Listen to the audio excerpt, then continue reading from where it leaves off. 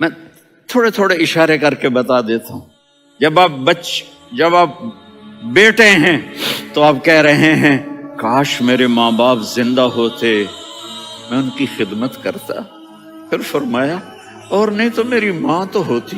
چونکہ ماں کو دیکھا ہے نا، باپ کو دیکھا نہیں ہے، تو فرمایا کاش میری ماں زندہ ہوتی اور میں عشاء کی نماز کے لیے مصلی پہ کھڑے ہو کے الحمدللہ رب العالمین پڑھ رہا ہوتا، اور ادھر سے میری ماں مجھے بلاتی محمد، تو میں نماز توڑ کے کہتا جی اماں جان میں آ رہا ہوں، نماز پھر پڑھا دوں گا. اپنے والدین کی عزت کرو.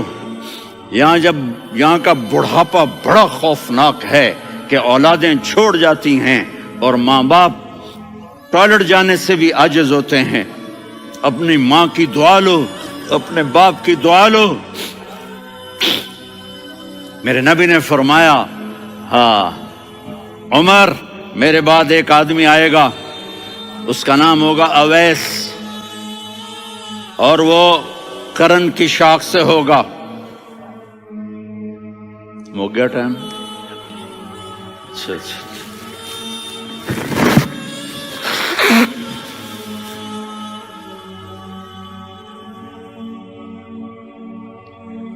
اس سے دعا کرانا، علی آپ بھی، عمر آپ بھی. یا رسول اللہ کس لیے؟ کہ اس نے ماں کی ایسی خدمت کی ہے کہ جب ہاتھ اٹھاتا ہے اللہ اس کے ہاتھ خالی نہیں لوٹاتا. حضرت عمر رضی اللہ تعالی عنہ نے حج کے موسم پر سارے حاجی کھڑے کر لیے، کہا بھائی یمن والے کھڑے رہو باقی بیٹھ جاؤ. تو بیٹھ گئے. پھر فرمایا کہ یمن والے بیٹھ جاؤ، قرن والے کھڑے رہ جاؤ. تو ایک آدمی کھڑا رہا. کہا تم قرنی ہو؟ کہا جی ہاں. اویس کو جانتے ہو؟ جی میرے بھائی کا بیٹا ہے لیکن تھوڑا پاگل سا ہے، آپ کیوں پوچھ رہے ہیں؟ حضرت عمر نے فرمایا وہ نہیں، تو پاگل ہے. کدھر ہے؟ کہا جی اونٹ چرانے گیا ہے ادھر عرفات کی طرف. تو آپ نے حضرت علی کو ساتھ لیا اور دوڑ لگائی سواری پر. دیکھا تو اویس کرنی ایک کیکر کے نیچے نماز پڑھ رہے تھے اور اونٹ چر رہے تھے. تو جب انہوں نے دیکھا کہ دو آدمی آ کے بیٹھ گئے تو انہوں نے نماز شارٹ کٹ کر دی. تو حضرت عمر نے پوچھا کون ہو بھائی؟ کہا جی میں مزدور ہوں. کہا تیرا نام کیا ہے؟ کہا جی اللہ کا بندہ. کہا ارے بھائی تیری ماں نے تیرا نام کیا رکھا ہے؟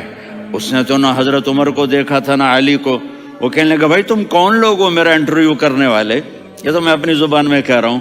تو حضرت علی بولے کہ بھائی یہ ہیں امیر المومنین عمر بن خطاب اور میں ہوں علی بن ابی طالب. تو وہ ایسے کانپنے لگے. میں معافی چاہتا ہوں، میں پہلی دفعہ آیا ہوں، میں نے آپ کو دیکھا نہیں. فرمائیے آپ. حضرت عمر نے کہا ہاتھ اٹھا ہمارے لیے دعا کر. تو وہ رونے لگے. آپ نبی کے صحابی، میں عاجز مسکین، میں دعا کروں؟ میری اوقات ہے میں دعا کروں؟ کہاں؟ ہمیں ہمارے نبی نے فرمایا تھا اویس آئے تو دعا کروانی ہے. عمر اور علی جیسی ہستیوں کو دعا کے لیے کہا جا رہا ہے. پیچھے تہجد ہے؟ نہیں. جہاد ہے؟ نہیں. علم ہے؟ نہیں. نماز ہے؟ نہیں. روزہ ہے؟ نہیں. زکوٰۃ ہے؟ نہیں. خیرات ہے؟ نہیں. کیا ہے؟ ماں کی خدمت، ماں کی خدمت، ماں کی خدمت. میرے نبی نے فرمایا لوگ جنت میں چلیں گے، اویس چلے گا.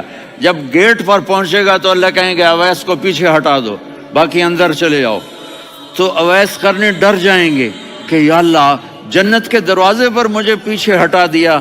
تو اللہ کہیں گے پیچھے دیکھو، ویسے پیچھے مڑ کے دیکھیں گے تو لوگوں کا مجمع ہوگا جو جہنم میں جا رہے ہوں گے، ایمان والے، گنہگار مسلمان. تو میرا اللہ کہے گا اویس اپنی انگلی کو پھیرتا جا، جس پر تیری انگلی پڑے گی تیری تو فیل سب کو جنت میں ڈال دوں گا. یہ ماں ہے، صرف ڈالر ہی سب کچھ نہیں ہے، یہ ماں ہے. میرے نبی نے فرمایا اب تیرا باپ تیری جنت کا سب سے بڑا دروازہ ہے. اگر تو نے باپ کو ناراض کر کے موت پائی تو تیرے لیے جنت کا دروازہ کھل نہ سکے گا. یہ باپ کا مقام ہے. پھر آپ نے 11 شادیاں کی. کیوں کی؟ سنو حدیث، ما تزوجت وما زوجت الا بوحی من السماء نزل به جبریل. کہا میرے ساتھیوں سنو، اللہ کی قسم میں نے کوئی شادی اپنی مرضی سے نہیں کی. میرے اللہ نے فرمایا یہاں کرو، میں نے کی. میں نے اپنی بیٹی وہاں دی جہاں میرے اللہ نے فرمایا. تو اتنی شادیاں کیوں کی ہیں؟ ہمیں گھر کی زندگی سمجھانے کے لیے. میری بات غور سے سنو، دنیا کا سب سے بڑا رشتہ خاوند اور بیوی ہے. سب سے مقدس رشتہ ماں باپ ہے، لیکن سب سے بڑا رشتہ خاوند اور بیوی ہے. جب یہ ٹوٹ جاتا ہے تو پوری نسل برباد ہو جاتی ہے. اس لیے آپ نے زندگی گزار کے دکھائی. آپ گھر میں جھاڑو دے رہے ہیں، آپ آٹا گوندھ رہے ہیں، آپ حضرت عائشہ کو لقمے بنا کے کھلا رہے ہیں، اور حضرت عائشہ کی دلداری کے لیے فرما رہے ہیں عائشہ سننا حدیث طبرانی کی، عائشہ انہو لیہون علی الموت ان اریتکی زوجتی فی الجنہ. عائشہ مجھے جب سے پتا چلا ہے نا کہ تو جنت میں میری بیوی ہے تو مجھے تو مرنے کا شوق لگ گیا ہے. اللہ کی قسم ہمیں سکھانے کے لیے تھا. جس نے اللہ کو دیکھ لیا ہو اسے عورت کی کیا خواہش رہ جاتی ہے. یہ ہمیں سکھانے کے لیے تھا کہ سب سے زیادہ عزت بیوی اپنے خاوند کو دے، خاوند اپنی بیوی کو دے. ہن لباس لکم وانتم لباس لہن، تمہاری بیوی تمہارا لباس ہے. اور اللہ بیوی سے کہتا تیرا خاوند تیرا لباس ہے. آپ نے 11 گھروں کو کس طرح آباد کیا، کس محبت سے کیا کہ 2 مہینے چولہا نہیں جلتا اور کسی کی زبان پر شکایت نہیں. یہ حسن سلوک، یہ محبت. حضرت عائشہ کی عمر تھوڑی تھی، جہاد کے سفر سے واپسی ہو رہی تو آپ نے صحابہ سے کہا بھائی چلے جاؤ سارے آگے چلے گئے تو صرف آپ دونوں رہ گئے. تو آپ نے کہا عائشہ دوڑ لگائیں. سبحان اللہ. حضرت اما عائشہ نے نہیں کہا، میرے نے عائشہ دوڑ لگائیں. میں کہا جی لگائیں. تو کہنے لگے ہمیں دوڑ لگائی. تو کہنے لگے میں آگے نکل گئی، آپ پیچھے رہ گئے. چند سال گزرے تو پھر ہم جہاد کے سفر سے آ رہے تھے تو آپ نے کہا صحابہ سے جاؤ بھی چلے جاؤ آگے آگے آگے آگے. وہ غائب ہو گئے. پھر آپ نے کہا عائشہ دوڑ لگائیں. تو میں نے کہا جی لگائیں. کون دنوں ذرا میں موٹی ہو گئی تھی، تو جب دوڑ لگی تو میرے نبی آگے نکل گئے، میں پیچھے رہ گئی. تو ہم نے کہا ہاذہ بتلک، عائشہ تو میں اب برابر ہو گئے. ایک دوڑ تم نے جیتی، ایک دوڑ میں نے جیتی. یہ ہمیں گھر کی زندگی سکھانے کے لیے تھا کہ گھر میں بیوی کے ساتھ کیسا ہونا چاہیے. اور عورتوں کے لیے کہا اگر میری شریعت میں سجدہ ہوتا تو میں بیوی سے کہتا اپنے خاوند کو سجدہ کرے، تاکہ ایک نسل تیار ہو.